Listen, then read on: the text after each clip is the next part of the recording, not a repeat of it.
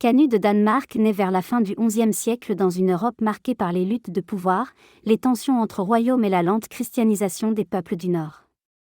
Fils du roi Sven, il grandit dans un monde où régner signifie souvent imposer sa volonté par la force.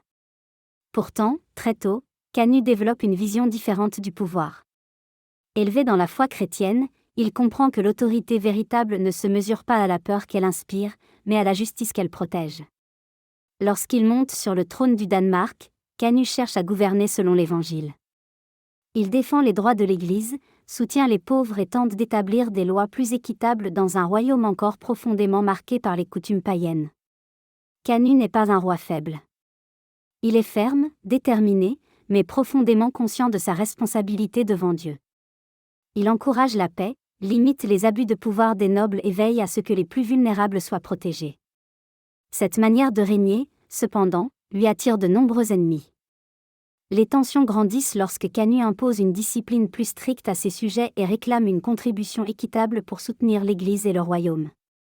Certains nobles et chefs locaux refusent son autorité, estimant qu'un roi ne devrait pas se mêler de morale ni de justice sociale.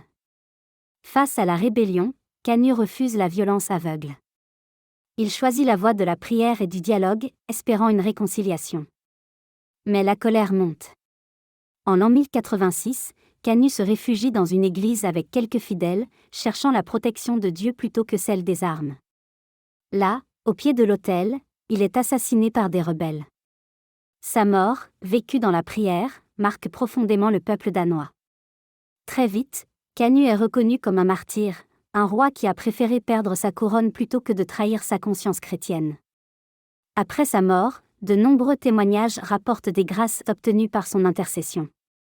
Son tombeau devient un lieu de prière, et son exemple inspire génération après génération. Canut rappelle que la sainteté peut se vivre au cœur même du pouvoir, lorsque celui-ci est exercé avec humilité et fidélité à Dieu. Saint Canut de Danemark nous enseigne que la vraie royauté n'est pas domination, mais service.